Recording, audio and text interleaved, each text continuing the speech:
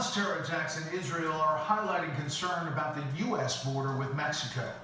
And we are just learning about the vast numbers of potential terror suspects who have already tried to enter this country.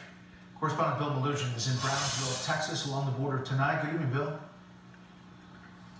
Yeah, Brett, good evening to you. Brand new internal data leaked to us by CBP sources reveals thousands of so-called special interest aliens from mostly Middle Eastern countries have been caught crossing illegally here at our southern border by Border Patrol over the last 2 years. Let's take a dive into these numbers. They're fairly startling. Take a look. More than 6,000 people from Afghanistan apprehended here at our border, more than 600 from Iran, another 164 from Lebanon, home to Hezbollah, more than 500 from Syria, the birthplace of ISIS, 139 from Yemen, home of the Houthi rebels. Now, the U.S. government considers these so-called special interest countries places where conditions favor terrorism or present a potential threat to the United States.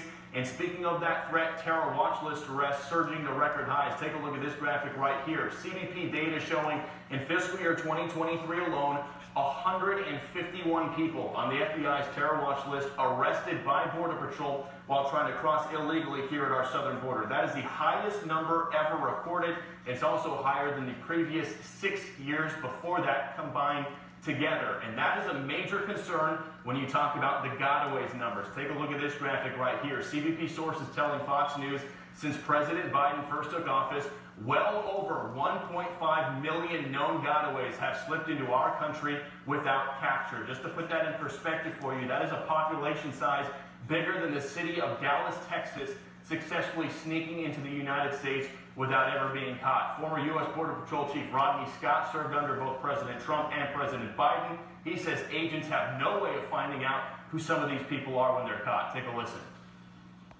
Having an open border, allowing anybody to come in, is a national security threat. This administration keeps wanting to talk about we're vetting people coming in. That's just simply not true. We have very little information on the people across this entire globe. And Border Patrol sources tell us when they do encounter these people from these special interest countries, there is little to no way of actually vetting them. I'm told that's because the home countries they're coming from don't share their data or their records with the United States. So when agents down here try to run these people's names or their fingerprints, there's literally nothing to match it to. Brett, I'll send it back to you. Bill Malugin along the border tonight. Bill, thank you. Tonight we are hearing from Israeli-American families who have relatives directly impacted by the Hamas attacks. Correspondent Matt Finn reports from a pro-Israel rally in Los Angeles.